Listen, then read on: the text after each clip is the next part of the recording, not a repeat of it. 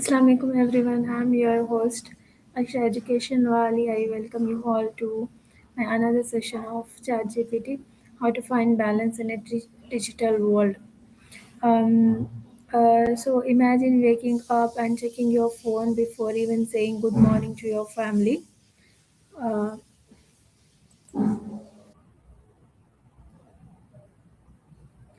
Assalamualaikum everyone. I'm Arshiya Education Wali, your host for today's ChatGPT session on how to develop a reading habit and expand your mind.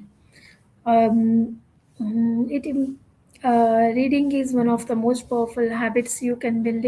It improves knowledge, strengthens your thinking, enhances creativity, and helps you grow personally and professionally. Today we'll talk with Maya and explore this topic. Let's call Maya.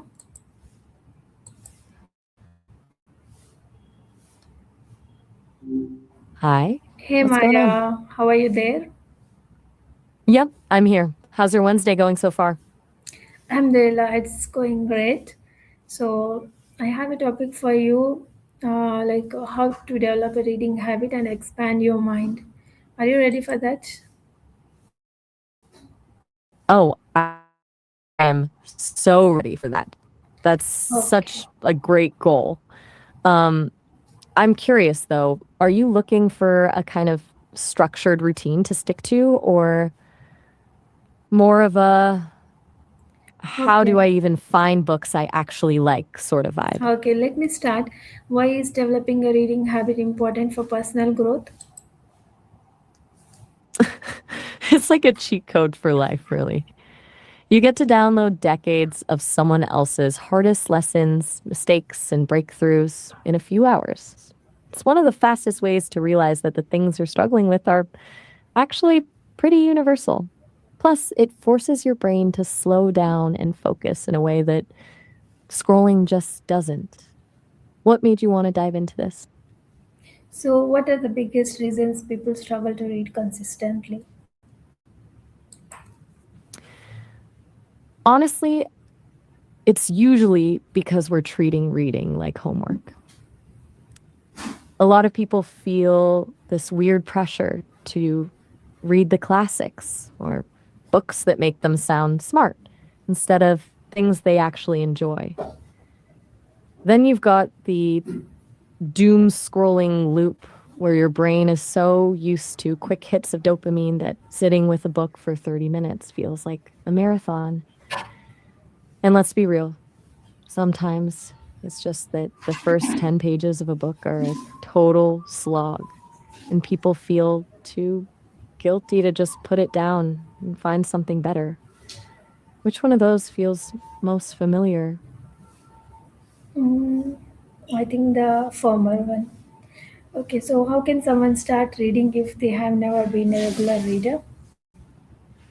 Start small, like really small. Read for 10 minutes before bed or even just one page a day.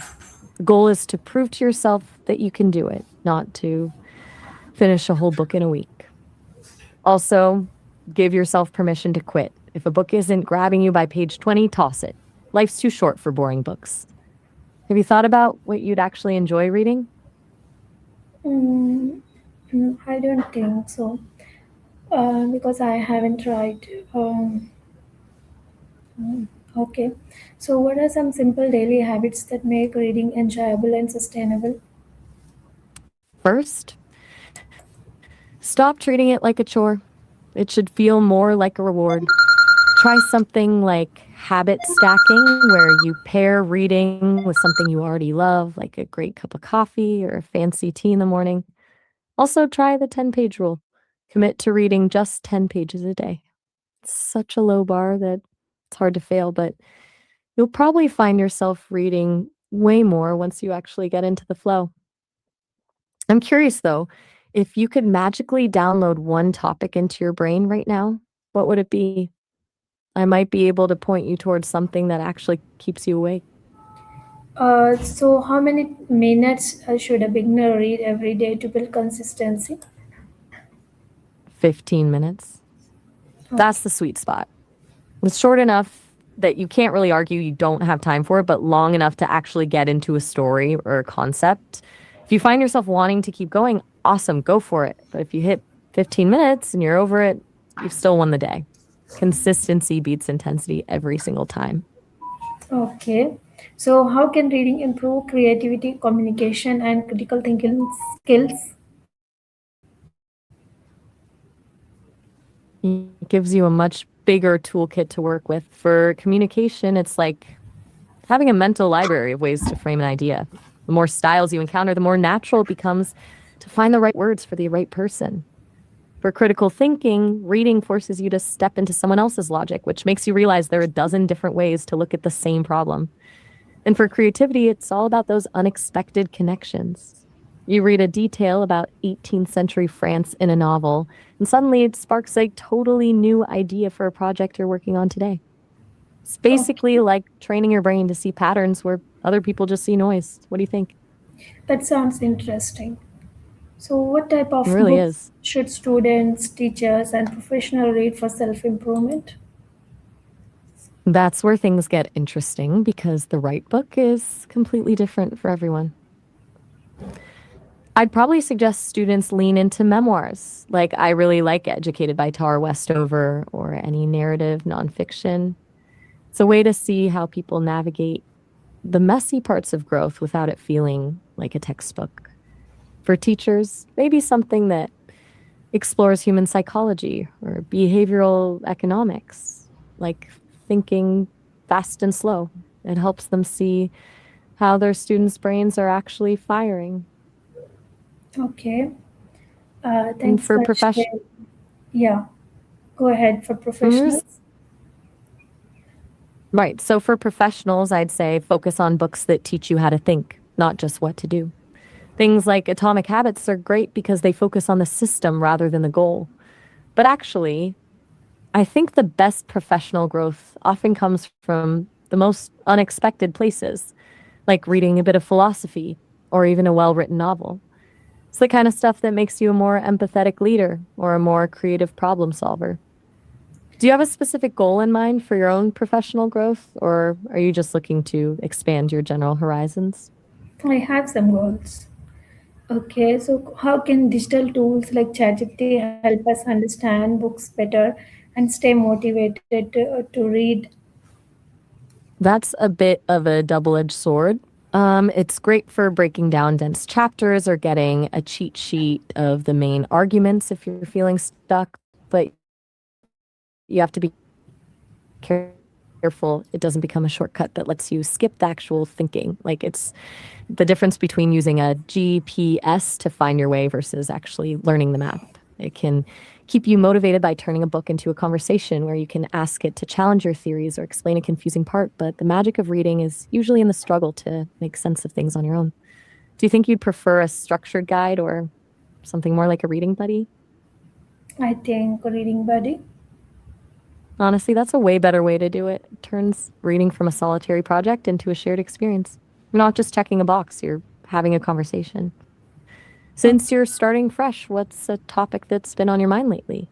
So, what are effective ways to remember and apply what we read in everyday life? One of the best ways is to stop trying to remember everything, which is kind of a relief, right? Instead, focus on the one thing. While you're reading, just look for one idea that actually clicks, one thing that makes you go, huh, that's wild. Then try to apply just that one thing for a week. I've found that if you try to memorize a whole book, it just disappears the second you close the cover. Have you ever tried taking notes while you read, or does that feel too much like school? I haven't taken any time notes. Honestly, that's a relief. No one wants to feel like they're back in 10th grade English Mm, class. What if you just tried talking it through? Next time you find something interesting, just tell someone about it, or even just me. It's a lot more natural than a notebook. okay. Okay. So, So like, what you can you recommend five life-changing books that everyone should read and why?